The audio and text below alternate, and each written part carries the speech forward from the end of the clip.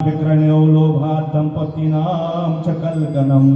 एक श्लोक में सारी व्याख्या कर दी साहब। तरुणी प्रभुता के नई बहू के घर में राज चल रहा है, श्याल को बुद्धिदायक और घर में कोई अनुष्ठान होना है, घर में कोई कार्य होना है, कोई नया काम करना है, बड़े भाई से नहीं पूछेंगे, पिताजी से नहीं पूछेंगे, घर के बुजुर्गों से नहीं पूछेंगे, किससे पूछेंगे? श्याल को बुद्धिदायक हो। ससुराल जाके साले साहब से पूछेंगे, महाराज घर में कुछ करना था बताओ, राय दो जरा। यद्यपि हम ऐसा नहीं कहते कि साले साहब विद्वान भी हो सकते हैं, कि साले साहब शकुनी जैसे ही नहीं हो, हैं? साले की कारनाम से इतना बड़ा महाभारत का युद्ध हुआ। धृतराष्ट्र जी महाराज के साले साहब थे शकुनी मामा, उनकी राय से उन्होंने जब कार्य किया तो सारा कौरव पांडवों का इतना बड़ा महाभारत का युद्ध हो गया था। तो नारद जी कहते हैं घर में तरुणी प्रभुता गे है, घर में नई बहू की चल रही है, श्याल को बुद्धिदायक और साले साहब बुद्धिमान बन गए तो राय देने लगे। और तीसरी बात, कन्या विक्रण्यो लोभात, आज कन्या का विवाह नहीं हो रहा है, कन्याएं आज बेची जा रही है। कितना पैकेज है, किस पोस्ट में है, कितनी संपत्ति है, मकान इसके नाम है कि नहीं है, हकीकत बात है। हमारे पास तो आते रहते हैं बहुत से लोग। बीच में ही एक कन्या का कुंडली किसी से मैच करवाई तो कन्या का बाद में जवाब आया कि लड़के के नाम से मकान है कि नहीं, ये बताओ। वो घर की जो संपत्ति है वो लड़के के नाम पर है कि नहीं है, स्पष्ट है। आज संपत्ति को देख करके संबंध हो रहे हैं। पहले क्या समधि का मतलब जानते हैं आप लोग? समधि किसे कहते हैं? पहले समधि कैसे बनाए जाते थे और आज कैसे बन रहा है? सम मान्य होता है बराबर, धी मान्य होता है बुद्धि।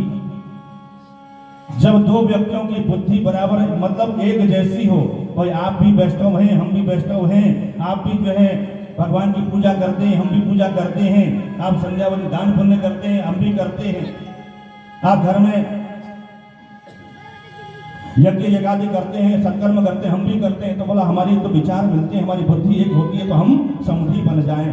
क्यों? हमारे दोनों परिवारों के जो कल्चर हैं, जो हमारे परिवार के संस्कार हैं, कोई मेल खाते हैं। लेकिन आजकल समधि नहीं बनाते, आजकल प्रॉपर्टी को समधि बनाया जाता है।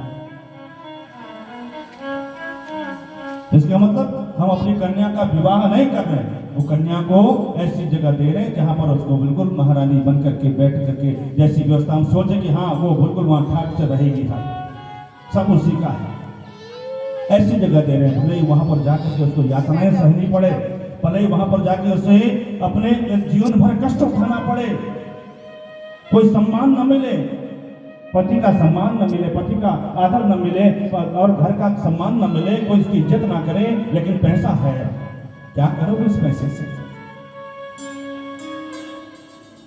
क्या करेंगे संपत्ति से, बताइए। ये कलयुग का विशेष गुण हो गया है। कन्या विक्रण्यो लोभात और दंपतीनाम कलकनम, हर घर में पति और पत्नी में तकरार है।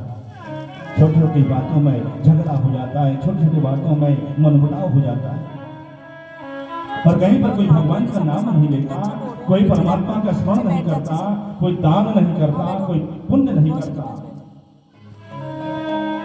कलिना धर्म मित्रेण धरेयम बाधिता धना। ये कलयुग जो अधर्म जो है, अधर्म का मित्र कौन है? कलयुग है। उस कलयुग ने लोगों की बुद्धि को विकृत बना दिया है। इसलिए जब नारद जी भगवान कहते हैं कि नारद जी कह रहे हैं महाराज देखो, मैं पूरे संसार में घूमते घूमते सब जगह देखा, लेकिन मुझे कहीं शांति नहीं मिली। लेकिन अंत में जब मैं वृंदावन पहुंचा, वहां मैंने कौतुक देखा, विचित्र महिमा देखी। क्या देखा नारद जी ने?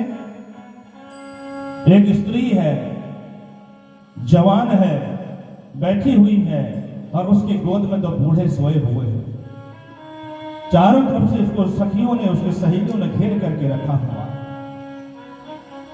नारद जी बगल से गुजरे, पहले सोचा कि इस देवी से पूछे कि तुम कौन हो भाई, और ये वृद्ध, ये बूढ़े कौन है तुम्हारी गोद में, और ये कौन है?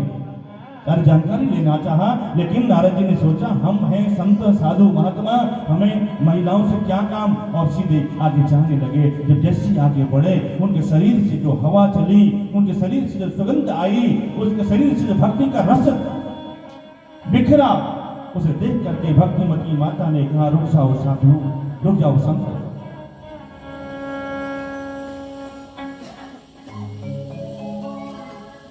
क्षणम तिष्ठम भो ब्रह्म, हे ब्राह्मण देवता क्षण भर के लिए आप रुक जाइए, मेरी विनती सुन लीजिए। नारद जी बोले कि मैंने पीछे मुड़ करके देखा और वापस जब गया, वो भक्ति जो थी, वो जो देवी थी, वो हाथ जोड़ करके मेरे सामने बैठी, बोले महाराज मेरा प्रणाम स्वीकार करिए। नारद जी कहते मैंने पूछ लिया कि देवी आप कौन हो और ये बूढ़े कौन हैं? वो देवी ने कहा मैं कोई और नहीं हूं, मेरा नाम भक्ति है। ये जो भक्ति है, जो भक्ति आप कर रहे हैं वही भक्ति, वो भक्ति स्त्री रूप में वहां बैठी हुई है, वो कहते मेरा नाम भक्ति है। नारद जी ने कहा आप भक्ति हैं तो ये कौन है, ये जो बूढ़े कौन है? बोले ये मेरे दोनों पुत्र हैं। नारद जी को बड़ा आश्चर्य हुआ, माँ जवान है, तरुणी है और उनके बच्चे बूढ़े। बोला है कौन? बोले एक ज्ञान है और एक वैराग्य है। ये ज्ञान और वैराग्य मेरे दोनों पुत्र हैं, मैं भक्ति की माँ हूँ और मैंने पूरे संसार में भ्रमण किया। भ्रमण करते करते मैं पहले हम तीनों बूढ़े हो गए थे और घूमते घूमते जब मैं आई वृंदावन में, तो वृंदावन में आप जाएंगे तो वृंदावन में कण कण में भगवान का नाम स्मरण होता है, उसकी रज रज में भगवान का स्मरण होता है, भगवान का वास है। तो वहां भक्ति बिल्कुल यौवनावस्था में है। भक्ति कहती है कि वहां मैं यहाँ पर आकर के जवान हो गई और मेरे दोनों जो बालक थे वो बूढ़े हो गए, ये ज्ञान और वैराग्य वृद्ध हो गए, इनके शरीर में ताकत नहीं है। तो महाराज आप कुछ उपाय करिए कि मेरे बच्चे दोनों जवान हो जाए। नारद जी का बिल्कुल जितना मेरे बस में है, जितना मैं कर सकता हूं उतना मैं करूंगा। नारद जी ने वेद का पाठ करना प्रारंभ कर दिया, पुराणों का पाठ करना प्रारंभ कर दिया, मृत संजीवनी मंत्र का पाठ जाप करना शुरू कर दिया, महामृत्युंजय मंत्र का जाप करना शुरू कर दिया, लेकिन वो टस से मस्त नहीं हुए। उनका बुढ़ापा बिल्कुल भी तिल भर भी उनके शरीर में जान नहीं आई, ताकत नहीं आई। तो नारद जी हारमान हो गए, बोला मैं क्या करूं?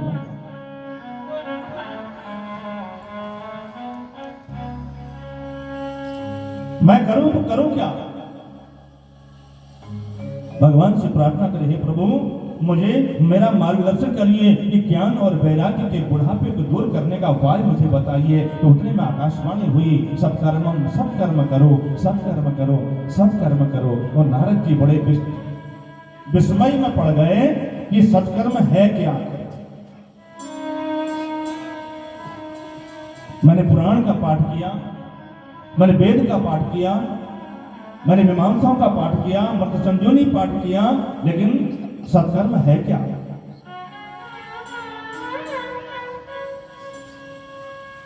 सत्कर्म सूचको नूनम ज्ञान यज्ञ स्मृतो बुधै श्रीमद् भागवतालाप सतुगीत सुखादिभिः। अब तो नारद जी ने सत्कर्म को ढूंढने के लिए संतों के वहां जाने लगे, महात्माओं के वहां जाने लगे। और जैसे संत महात्माओं को पता लगा कि नारद जी कुछ पूछने के लिए आ रहे हैं, तो सारे संत महात्मा लोग अपने अपने गुफाओं में छुप गए। साहब बोला इतना बड़ा संत नारद हमसे पूछ रहा, हम क्या बताएंगे? बताइए।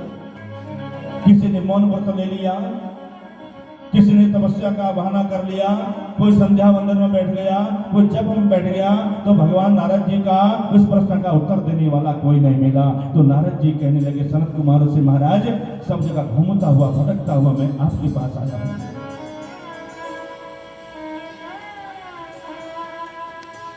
तो सनत कुमारों ने कहा श्रीमद् भागवतालाप सतुगीत सुखादिभिः। नारद जी श्रीमद् भागवत ग्रंथ, श्रीमद् भागवत कथा के अलावा इनको पुनर्जीवन देने के लिए कोई दूसरी विद्या नहीं है, कोई दूसरा शास्त्र नहीं है, दूसरा ग्रंथ नहीं है। अगर ये श्रीमद् भागवत कथा को श्रवण करेंगे तो इनका बुढ़ापा अवश्य दूर हो जाएगा। बोलो श्रीमद् भागवत महापुराण। नारद जी को बड़ा आश्चर्य हुआ। सनत कुमार से हाथ जोड़ के विनती करने लगे, महाराज आप ये बताइए, मैंने वेद का पाठ किया, वेदांत का पाठ किया, वेद वेदांत के पाठ से यदि कोई असर नहीं हुआ तो केवल भागवत से क्या असर होगा, बताइए मुझे। शरद कुमारों ने भागवत की सुंदर व्याख्या करी। बोले महाराज देखो, वेद क्या है, एक वृक्ष है, पेड़ है सुंदर, और भागवत उसका पका हुआ फल है। वेद रूपी कल्प वृक्ष का अमृतमय फल ही तो श्रीमद् भागवत है। बिना वृक्ष के फल कभी नहीं होता।